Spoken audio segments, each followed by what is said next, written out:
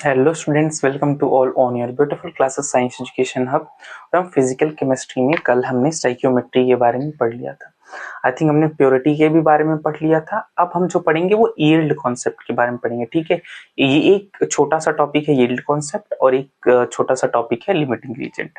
तो आज इन दोनों को पढ़ के खत्म कर देंगे और फिर उसके बाद जो है हम मोलर पता है हमने मोल कॉन्सेप्ट पढ़ लिया। ठीक है, पर मोल कॉन्सेप्ट से रिलेटेड कुछ चीजें से मोलैरिटी, मोलैलिटी, मोल फ्रैक्शन, ठीक है, weight by weight percentage, weight by volume percentage, ये सब जानना हमें बहुत जरूरी है। देखो क्या होता है, ये सारी चीजें एक्चुअली यूज तो होती है 12th क्लास में, ठीक है, बट अगर हम बेसिक कंसेप्ट ऑफ केमिस्ट्री पढ़ रहे हैं तो हम इसको भी कवर करते हुए आगे बढ़ेंगे। ठीक है, ताकि तुम अभी से पढ़े रहो।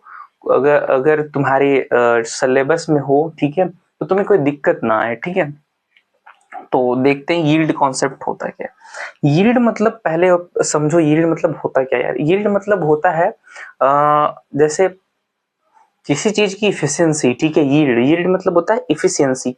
जैसे तुम्हारा पढ़ने में इफिशियंसी होगा। तुम कोई कोई बोलते हैं कि जी मैं तो 24 घंटे पढ़ता हूँ, कोई कोई का 24 घंटे तो हालांकि बहुत बड़ी बात हो गई यार, 24 घंटे कोई कभी नहीं पढ़ सकता। बट कोई मान लो एवरेज 8 घंटे पढ़ता है, 7 घंटे पढ़ता है, कोई अगर बहुत मैक्सिमम गया तो 13 घंटे या 14-15 घंटे, ठीक है, इतना पढ़ता है। तो यील्ड मतलब एफिशिएंसी, वो कितना पढ़ सकता है, वो उस इंसान का यील्ड है। यील्ड मतलब एफिशिएंसी है। अब देखो, यील्ड दो टाइप से हो सकते हैं, एक थ्योरेटिकल हो सकता है, एक एक्चुअल यील्ड हो सकता है।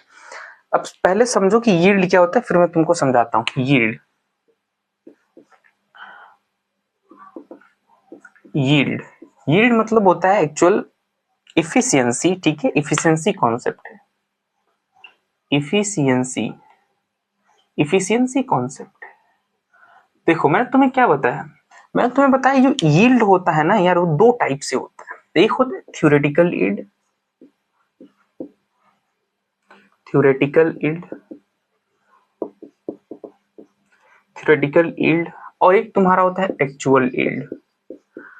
समझने की कोशिश करो, थ्योरेटिकल यील्ड और एक्चुअल यील्ड होता क्या है। देखो थ्योरेटिकल यील्ड एक तो ये होता है कि मान लो जैसे कि तुम्हें कोई तुमने किसी से पूछा जी कि आप कितने घंटे पढ़ते हो, या किस तुम्हारा कोई दोस्त है, तुमने से पूछा कि यार तुम कितने घंटे पढ़ता है तू, तो वो तुम्हारा दोस्त बोला कि मैं तो, अगर जो कुछ बच्चे ऐसे होते हैं वो आप ये बताते हैं कि जी मैं तो 7 घंटे पढ़ा। ठीक है, मतलब उसने 7 घंटे पेन पेपर के साथ बिताए, उसने लेक्चर देखे, नोट्स को लिखे, मतलब लिखा और जो है बस रख दिया बंद करके। तो वो थ्योरेटिकल यील्ड हो गई कि मतलब पेन पेपर के साथ मतलब 7 घंटे पेन पेपर के साथ लेक्चर को सुना, देखा और कर दिया। एक होता है एक्चुअल यील्ड। एक्चुअल यील्ड क्या होता है कि अगर वो बोल 7 घंटा रहा है ना, तो एक्चुअल में उसने 7 घंटा पढ़ा, मतलब हो सकता है वो 7 घंटे से ज्यादा भी पढ़ लिया हो। ठीक है, या वो अगर बोल रहा है कि मैं 10 घंटा पढ़ता हूँ, तो बिल्कुल वो 10 घंटा भी पढ़ सकता है यार, मतलब इफिशियंटली वो सच में 10 घंटे पढ़ रहा है। कुछ ऐसे होते हैं जो बताते हैं कि मैं तो जी 24 घंटे पढ़ता हूँ, तो 24 घंटे वाले ऐसे समझ लो कि 24 घंटे कभी नहीं पढ़ते। वो पढ़ते होंगे 2-3 घंटे, 4 घंटे पढ़ते होंगे, पर 24 घंटे वाले 24 घंटे कभी नहीं पढ़ते। थ्योरेटिकल यील्ड क्या है, जो बोल दे कि जी मैं तो 24 घंटे पढ़ता हूँ, तो वो थ्योरेटिकल यील्ड है। ठीक है, और जो एक्चुअल यील्ड क्या है, वो बता रहा है कि जी हाँ मैं 6-7 घंटे पढ़ता हूँ, और वो जेन्युइन बात बता रहा है कि हाँ जी मैं पढ़ता हूँ इतना। ठीक है, तो वो एक्चुअल यील्ड। तो थ्योरेटिकल यील्ड क्या होता है, कैलकुलेटेड। अब वो तो हो गई तुम्हारे अंडरस्टैंडिंग के लिए जो मैंने बात बताई। अब यहाँ पे देखेंगे केमिस्ट्री में थ्योरेटिकल यील्ड क्या होते हैं। कैलकुलेटेड बाई, कैलकुलेटेड बाई भावनाओं में बह गया यार। कैलकुलेटेड बाई स्टोइशियोमेट्री, स्टोइशियोमेट्री,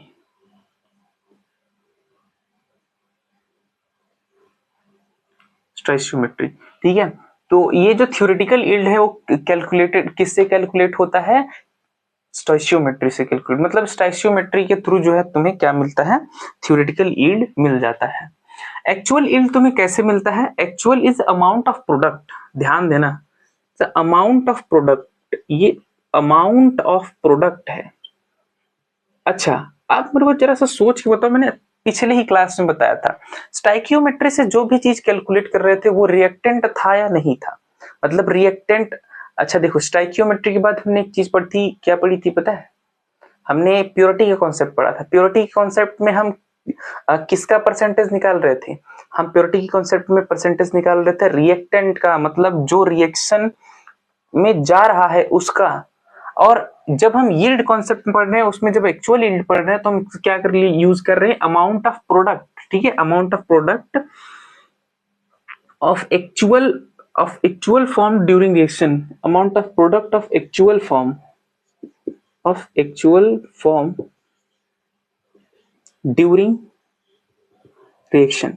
जब रिएक्शन होती है, ये RxN मतलब रिएक्शन का शॉर्ट फॉर्म है ना इसका, तो मैं ऐसे लिख देता हूं, ठीक है, समझना, ठीक है। तो ये रिएक्शन का, ठीक है। तो देखो, amount of product of actual form during reaction, जब रिएक्शन हो रही है तो उसमें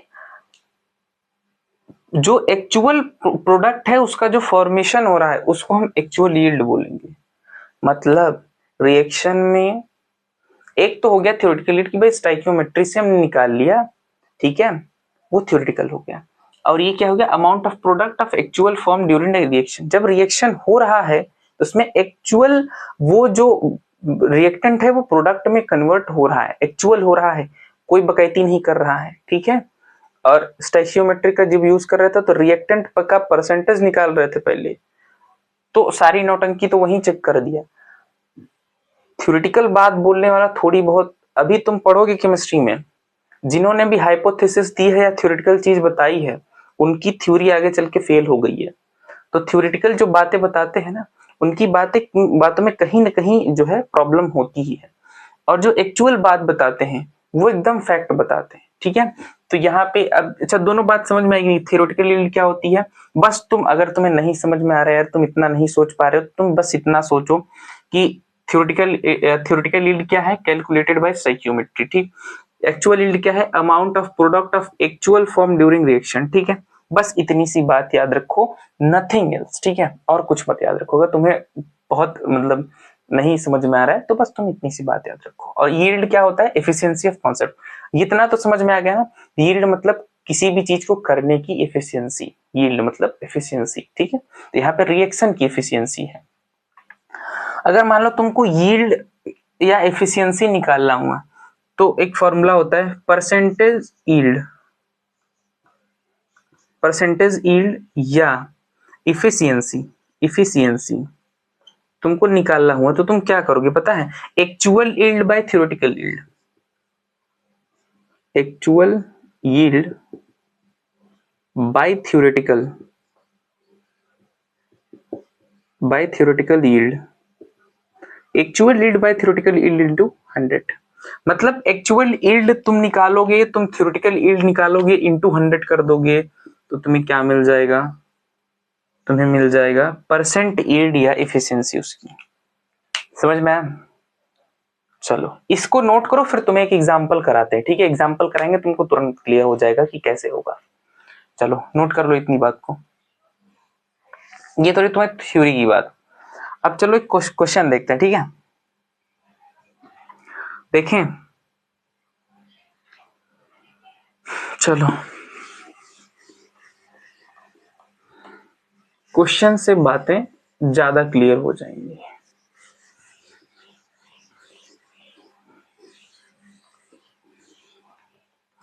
इफ 300 ग्राम, क्वेश्चन क्या है?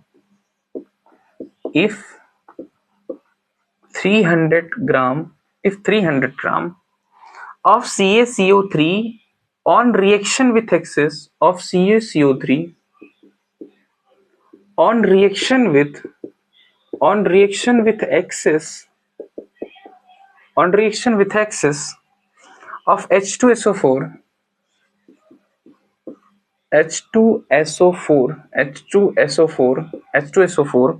ठीक है, gives 273, क्या कर रहे हैं? gives 272 ग्राम, ठीक है, of CaOH, SOH शायद है क्या, CaSO4, CaSO4। Find the percentage yield of product, find the percentage yield of product, find the percentage yield, percentage yield of product. देखो हमसे पूछा भी क्या है, मैंने तुम्हें बताया ना, प्रोडक्ट का परसेंटेज यील्ड पूछा है। देखो ठीक है, चलो सॉल्व करें, इसको सॉल्व करते हैं। देखो क्या है, पहले लिख लो CaCO3, 300 ग्राम है CaCO3 on reaction with access H2SO4। किसके साथ रिएक्शन कर रहा है, H2SO4 के साथ, H2SO4 के साथ रिएक्शन करा दो, एक्सेस में है। तुम्हें अब क्या बोल रहा है, गिव्स क्या देता है, 272 ग्राम ऑफ CaSO4, 272 ग्राम तुम्हें CaSO4 देता है। ठीक जी, ठीक है। तो अब तुम क्या करोगे, मतलब देखो क्वेश्चन में क्या दिया है, 300 ग्राम CaCO3 है, रिएक्शन करता है एक्सेस H2SO4 के साथ, एक्सेस H2SO4 के साथ रिएक्ट करता है, और तुम्हें देता क्या है, CaSO4 देता है। ठीक है, CaSO4 दे रहा है। तो percentage yield of product, product का परसेंटेज यील्ड पूछ रहा है। अच्छा मैं तुम्हें ये बताया था, तुम अच्छा बताओ स्टैंडर्ड तुम्हारा क्या हो जाएगा, स्टैंडर्ड मैं तुम्हें कल में भी बताया था, इसका स्टैंडर्ड मास कितना होगा, 100 ग्राम होगा। अब हमसे रिएक्टेंट का नहीं पूछा है, तो रिएक्टेंट का स्टैंडर्ड मान निकाल के कुछ नहीं करेंगे, वैल्यू निकाल के कुछ नहीं होगा। तुम किसका निकालोगे, प्रोडक्ट का निकालोगे। तो इसका निकालोगे तो आई थिंक 136 आएगा तुम्हें। ठीक है, 136 ग्राम इतना ही होगा ना, एक बार कैलकुलेट कर लो यार। कैल्शियम का 20, ठीक है 40 हो जाएगा, सल्फर 16, 32, 40 32 और 48, 136, ठीक है ये हो जाएगा।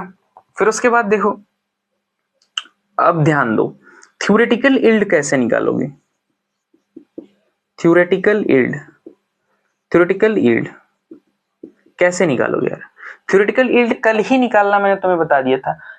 अब याद करो, रिकॉल करो माइंड में, मैंने अभी जस्ट 5 मिनट पहले क्या बताया, theoretical yield is calculated by stoichiometry, और स्टोइचियोमेट्री कैलकुलेट करना बताया था। कैसे कैलकुलेट करोगे, अगर इसका निकालना है, इसका निकालना है, क्या करोगे, 100 इंटू 136, 100 इंटू 136 बाई 100 इंटू 1, नहीं रुको रुको रुको, मैंने तुम्हें कल स्टोइचियोमेट्री जो है कैलकुलेट करना बताया था। ठीक है, कैसे करोगे, देखो रुको रुको, देखो ये 300 ग्राम दिया है, वो 300 ग्राम। अब क्या करोगे, इसमें कोई, अब इसमें कोई बदलाव नहीं होगा, क्यों, क्योंकि हम यील्ड निकाल रहे हैं किसका, प्रोडक्ट का, तो अब यहां पे बदलाव होगा। तो अगर हम अब थ्योरेटिकल निकालें, थ्योरेटिकल, अब थ्योरेटिकल निकालें, थ्योरेटिकल यील्ड, थ्योरेटिकल यील्ड निकालें तो कैसे निकलेगा, 300 इंटू 300 इंटू 136 डिवाइडेड बाई 100। समझ में आ रहा है, कल मैंने ये चीज निकालना बताया था, मतलब तुमको बताया ना मैंने, तुमको लिखवाया ना मैंने कि थ्योरेटिकल यील्ड कैसे निकालते हैं, स्टोइचियोमेट्री से कैलकुलेट करते हैं, और यही तो है स्टोइचियोमेट्री, और कुछ है क्या, मतलब प्योरिटी और स्टोइचियोमेट्रिक अगर देखोगे तो यही तो कॉन्सेप्ट लग रहा था। ये शॉर्ट टर्म ट्रिक है, तुम्हारा शॉर्ट टर्म ट्रिक है। अगर मैं लॉन्ग कट में ले जाऊं तो तुमको फिर निकालना पड़ेगा, 1 मोल का इतना होता है तो 136 ग्राम का कितना होगा, ये सब, ये सारी चीजें आ जाएंगी। ये एकदम शॉर्टकट है। ठीक है, तो तुम इससे थ्योरेटिकल यील्ड निकाल सकते हो। फिर से मैं बोल रहा हूं, थ्योरेटिकल यील्ड कैसे निकालोगे, कैलकुलेटेड बाय स्टोइचियोमेट्री, और यही तो है स्टोइचियोमेट्री। चलो इसको कैलकुलेट करो यार, इसको कैलकुलेट करोगे कितना आएगा पता है, 108 ग्राम। कैलकुलेट करके देख लेना, ठीक है घर पे, तो 108 ग्राम आएगा। ठीक है, मतलब 408 ग्राम। ठीक, फिर उसके बाद तुम एक्चुअल यील्ड निकाल लो, एक्चुअल यील्ड, एक्चुअल यील्ड कैसे निकालोगे, एक्चुअल यील्ड तुम्हारा निकालना नहीं है, तुम्हारा दिया हुआ है, ये रहा तुम्हारा एक्चुअल यील्ड, किसका, CaSO4 का एक्चुअल यील्ड दिया हुआ है, तो 272 ग्राम। ठीक है, 272 ग्राम।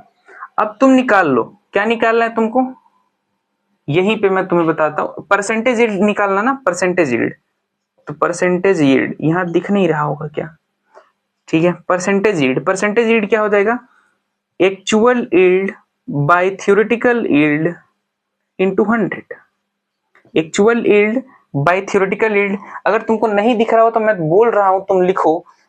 परसेंटेज यील्ड क्या था, एक्चुअल यील्ड जो कि 272 ग्राम है और थ्योरेटिकल यील्ड जो कि 408 ग्राम है, बटे में किया है मैंने और इनटू 100, यही फॉर्मूला था।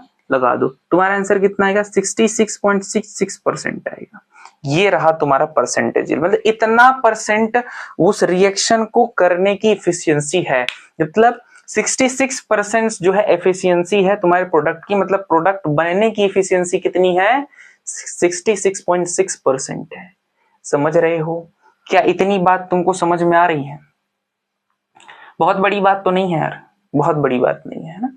तुम्हें कुछ नहीं करना, तुम्हें जैसे जैसे क्वेश्चन बोला है, जैसे बोला है कि वो 300 ग्राम CaCO3 है, वो रिएक्शन कर रहा है किसके साथ, H2SO4 के साथ रिएक्शन कर रहा है, मैं दे क्या रहा है, 272 ग्राम CaSO4 दे रहा है। फाइंड करना है percentage yield of product, product का परसेंटेज यील्ड हमें निकालना है। तो हम जैसे जैसे क्वेश्चन बोला, हमने CaCO3 का रिएक्शन करा दिया H2SO4 के साथ, फिर हमें क्या मिल गया, CaSO4 मिल गया। हमने स्टैंडर्ड वैल्यू पता है, ये इसका 100 ग्राम होता है, इसका हमने निकाल लिया 136 ग्राम होता है, ठीक है। हमें दिया हुआ है क्वेश्चन में कि 300 ग्राम ये है, तो थ्योरेटिकल वैल्यू निकाल सकते हो क्या? जैसे स्टाइकियोमेट्री कैलकुलेट कर रहे थे, तो थ्योरेटिकल यील्ड कैसे निकलता है, स्टाइकियोमेट्री से निकलता है। तो हमने स्टाइकियोमेट्री की हेल्प से थ्योरेटिकल यील्ड निकाल लिया। कितना हो गया थ्योरेटिकल यील्ड, 108 ग्राम हो गया। फिर हमने एक्चुअल यील्ड, हमें पता है ये दिया हुआ है एक्चुअल यील्ड, ठीक है। फिर क्या किया हमने, परसेंटेज यील्ड निकाल लिया, मतलब actual yield by theoretical yield into 100। इसको सॉल्व करोगे 66.66 आ जाएगा। मतलब प्रोडक्ट बनने की एफिशिएंसी कितनी है, 66% की है। समझ रहे हो उस बात को? तो ये रहा तुम्हारा यील्ड कॉन्सेप्ट। अब एक छोटा सा रह गया है लिमिटिंग रिएजेंट के बारे में ना, वो भी अब तुम समझ जाओगे, बहुत बड़ी बात नहीं है। फिर उसके बाद कल के लेक्चर से हम स्टार्ट करेंगे मोलैरिटी, जैसे ये सारी चीजें। अगर तुम मोल कॉन्सेप्ट अच्छे से पढ़े हो रहे हैं, मैं तुम्हें गारंटी देता हूँ कि ये सारी चीजें बहुत बड़ी बात नहीं है, ठीक है, बहुत बड़ी बात नहीं है। ऐसा समझ लो कि मैं जो पढ़ाऊंगा मोलैरिटी वो तुम्हारे 12th का पूरा कवर कर ले जाएगा, सॉल्यूशन को पूरा कवर कर ले जाएगा। जो बची खुची चीजें होंगी वो जब 12th की केमिस्ट्री पढ़ेंगे तो फिर वहां पे देख लेंगे, ठीक है। चलें आगे बढ़े। चलो, आई होप कि तुमको ये समझ में आया होगा यार, ठीक। अब देखेंगे, ये तो हो गया यील्ड कॉन्सेप्ट, ठीक है। यील्ड कॉन्सेप्ट तुमको समझ में आया, एग्जांपल समझ में आया। अब चलो देखो क्या होता है लिमिटिंग रिएजेंट, क्या होता है limiting reagent. Limiting reagent, limiting reagent, reagent limiting का पहले मतलब समझो क्या होता है लिमिटिंग। लिमिटिंग मतलब होता है कि कोई चीज लिमिट में है, ठीक है। और एक्सेस होता है, एक्सेस मतलब ज्यादा, और लिमिटिंग मतलब कोई चीज लिमिट में मतलब कम ही, ठीक है, बहुत ज्यादा ना हो, ठीक है, वो लिमिट में चीजें हो। तो लिमिटिंग रिएजेंट ना पहचानना होता है हमें लिमिटिंग रिएजेंट के बारे में। तो देखते हैं होता क्या है, when more than one reactant is given. क्या होता है जब मोर देन वन रिएक्टेंट तुम्हें दे दिया जाए, when more than one reactant is given. अच्छा, अभी तुम कंफ्यूज हो रहे होगे यार कि अगर ऐसे 12th अच्छे से ढंग से नहीं पढ़ के आए हो तो तुम कंफ्यूज हो रहे होगे कि सर ये रिएक्टेंट क्या है। चलो अच्छा, मैं तुम्हें लिमिटिंग रिएजेंट पढ़ाने से पहले मैं तुम्हें एक चीज और पढ़ा दे रहा हूँ, क्या होता है रिएक्टेंट, ठीक है। For example x plus Y gives us XY। मान लो एक रिएक्शन है, तुम्हें मानना है ये क्या है और ये क्या है, जानते हो ये दोनों रिएक्टेंट हैं। रिएक्टेंट, इसको क्या बोलेंगे हम, रिएक्टेंट। रिएक्टेंट मतलब जो रिएक्शन में पार्टिसिपेट कर रहे हैं वो रिएक्टेंट हैं, ठीक है। जो रिएक्शन में पार्टिसिपेट कर रहे हैं या जो रिएक्शन में आ रहे हैं, जैसे देखो N2 एक ले, हाँ कोई इजी सा एग्जांपल लेते तुम्हें समझ में आएगा। H plus O2 gives H2O। तो यहां पे पता है यार तुम्हें H और O क्या है, रिएक्टेंट है। रिएक्टेंट वो होते हैं, ऐसे समझो रिएक्टेंट वो होते हैं जो रिएक्शन में पार्टिसिपेट करके प्रोडक्ट देते हैं हमको। ये है प्रोडक्ट, ये है प्रोडक्ट, ये भी है क्या प्रोडक्ट, ये भी प्रोडक्ट है। समझ में आया? तो रिएक्टेंट क्या होता है? ये रिएक्टेंट है जो रिएक्शन में पार्टिसिपेट करते हैं, वो क्या होते हैं? रिएक्टेंट होते हैं। पार्टिसिपेट करके क्या देते हैं? प्रोडक्ट देते हैं। समझ में आ गया? ठीक है, 10th क्लास में बहुत डिटेल में पढ़ाई जाती है। ठीक है, अभी तुमको बस इतना समझना है। अगर तुम्हें रिएक्टेंट नहीं समझ में आ रहा था तो ये होते, ये भी रिएक्टेंट ही है। रिएक्टेंट, ये भी रिएक्टेंट है। ठीक है, ये भी रिएक्टेंट है। चले आगे बढ़े। समझ में आ गया तुमको रिएक्टेंट क्या होता है, प्रोडक्ट क्या होता है? जो रिएक्शन में पार्टिसिपेट करते हैं रिएक्टेंट बोलते हैं। ठीक है, चलो तो देखो लिमिटिंग रिएजेंट क्या होता है। लिमिटिंग रिएजेंट बोल रहा है कि more than one reactant is given. जब एक से ज्यादा रिएक्टेंट गिवन हो तो उसको हम क्या बोलते हैं? Limiting reagent. अब देखो ध्यान से समझो बात को। रिएजेंट मतलब रिएक्टेंट। रिएक्टेंट, रिएक्टेंट दो टाइप से हमको मिलते हैं। एक एक्सेस, एक एक्सेस मतलब बहुत ज्यादा, और एक लिमिटिंग। लिमिटिंग एक होता है लिमिटिंग, एक होता है एक्सेस। अच्छा, एक्सेस रिएजेंट क्या होते हैं? एक्सेस रिएजेंट क्या होता है? एक्सेस मतलब होता है बहुत ज्यादा यार ना। जैसे कभी कभी तुमने किसी को बोलता हो बहुत एक्सेस में मत बोलो, मतलब क्या बोल रहे हो, बहुत ज्यादा मत बोलो, ठीक है, मैं तो मुंह फोड़ देंगे। तो वैसे ये भी है, एक्सेस मतलब बहुत ज्यादा। तो क्या बहुत ज्यादा है? रिएक्टेंट यार, reactant which is not completely consume through out the reaction. वो रिएक्टेंट, ऐसे रिएक्टेंट, मतलब मैं फिर से रिएक्टेंट लिखो। अच्छा, द रिएक्टेंट वो reactant which is not completely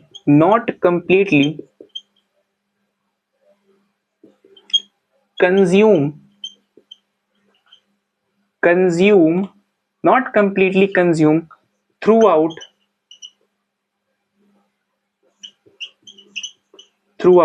reaction। समझो इस बात को, तुम मेरे समझो, मतलब मैं कहना क्या चाहता हूं, और ये एक्सेस कहना क्या चाहता है? एक्सेस रिएक्टेंट वो होते हैं ढीठ टाइप के होते हैं। ऐसे रिएक्टेंट होते हैं ये कि पूरे रिएक्शन में कंज्यूम होते ही नहीं है। पूरी कंज्यूम होंगे, पूरी तरह कंज्यूम नहीं होंगे। वही चीज लिखा है, the reactant which is not completely consumed through out the reaction. पूरे रिएक्शन में पूरी तरह जो है कंज्यूम नहीं होंगे, कुछ ना कुछ अपने आप को बचा के रख लेंगे। बट बेचारा लिमिटिंग रिएजेंट जो होता है सीधा साधा टाइप का होता है। क्या होता है? सीधा साधा टाइप का। Limiting reagent. लिमिटिंग रिएजेंट क्या होता है? Which the reactant which is completely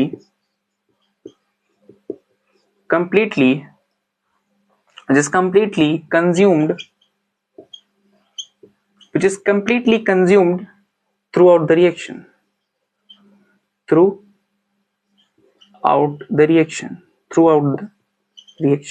ये बेचारा बहुत सीधा टाइप का होता है यार। ये क्या होता है? ये पूरी रिएक्शन में पूरी तरह कंज्यूम हो जाता है, मतलब खत्म हो जाता है। लेट सपोज मैं तुम्हें एक एग्जांपल से बताता हूं। मैंने मान लो कोई ए लिया प्लस बी लिया और मैंने इसे सी बनाया। जो हाँ ये एक्सेस वाला होगा ना, वो एक्सेस वाला क्या रहेगा? दोनों बचे के बचे रह जाएंगे अगर एक्सेस में हुआ। अगर मान लो ए एक्सेस में है और बी भी एक्सेस में है, वो प्रोडक्ट तो बनाएगा यार, पर वो दोनों बचे रह जाएंगे, ए और बी खत्म नहीं होंगे। बट यही मान लो हमारा लिमिटिंग है, दोनों लिमिटिंग है। अब ये भी लिमिटिंग है, ठीक है, और ये भी लिमिटिंग है। ये सी बनाएगा, पर इसमें से कोई एक खत्म हो जाएगा, पूरी तरह नहीं खत्म होगा, ठीक है, पर कोई एक मान लो जैसे नहीं रुको, मान लो ए लिमिटिंग है तुम्हारा। क्या है? ए लिमिटिंग है। तो क्या होगा? ए तुम्हारा पूरा का पूरा खत्म हो जाएगा सी बनाने में। समझ रहे हो ना? अगर ए और बी एक्सेस है तो वो दोनों रिएक्टेंट ऐसे के ऐसे रह जाएंगे, पर वो सी बना देंगे। पर क्या है, अगर मान लो तुम्हारा ए लिमिटिंग है और बी मान लो एक्सेस में है, तो ये तो खत्म नहीं होगा, पर ये खत्म हो जाएगा बेचारा ये, क्योंकि ये लिमिटिंग रिएजेंट है यार, ये कंप्लीटली कंज्यूम हो जाता है। ठीक है, चलो एक एग्जांपल देखें क्या? जैसे मान लो तुमको बोल दिया कि अच्छा तुम निकाल के बताओ क्या होता है, लिमिटिंग रीएजेंट कहीं निकालने को बोल दिया तो क्या करोगे? लिमिटिंग रीएजेंट अगर तुम्हें निकालने को बोल दिया तो देखो क्या करोगे। इफ अगर मान लो तुम्हें मोल्स गिवन हो, क्या गिवन? मोल गिवन हो, तुम्हें क्या गिवन हो? इफ मोल गिवन, जब तुम्हें मान लो अगर मोल्स गिवन है, जस्ट अ सेकेंड, ओके, जब तुम्हें मान लो मोल्स गिवन हो यार, क्या करोगे? गिवन मोल ऑफ रिएक्टेंट, क्या फॉर्मूला लगाओगे? Given mole of reactant, given mole of reactant, ठीक है, अपॉन, ठीक है, स्टाइचियोमेट्रिक कोफिशिएंट ऑफ दैट रिएक्शन। स्टाइचियोमेट्रिक, मैं स्टाइचियोमेट्रिक ऐसे लिख रहा हूं ना ताकि थोड़ा जगह ना वो करे। स्टाइचियोमेट्रिक coefficient stoichiometric coefficient of that reaction equal to lowest। अब तुम्हें ये बात बहुत कम समझ में आ रही होगी, फॉर्मूला बहुत कम समझ में आ रहा होगा, क्या करें? फॉर्मूले पर एक क्वेश्चन कर लें क्या? अच्छा, इतनी बात नोट कर चुके हो तो मैं मिटा दूं, यहीं पे एक क्वेश्चन करा देते तुमको तो तुम्हें समझ में आ जाएगा। चलो देखो, एक क्वेश्चन यहीं पे देख लो।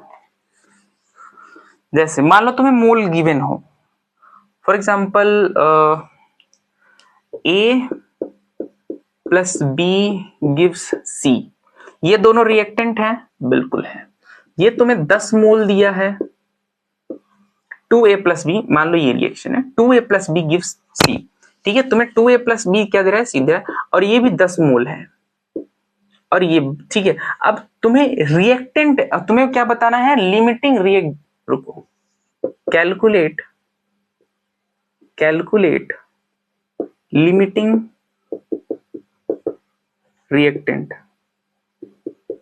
Calculate limiting reactant.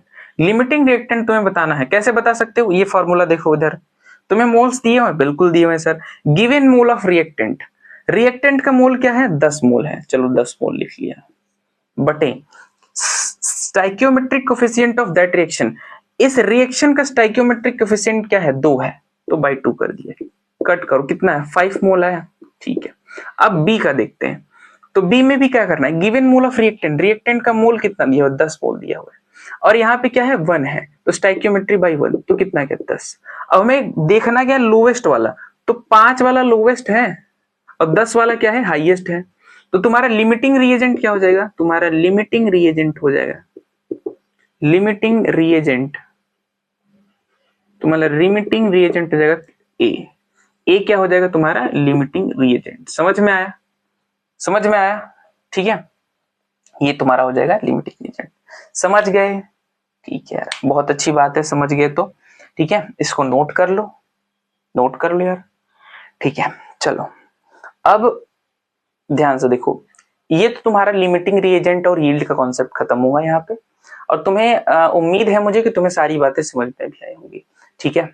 अब जो है हम जो पढ़ेंगे वो पूरा मतलब बेसिक से पढ़ेंगे 12th के लिए।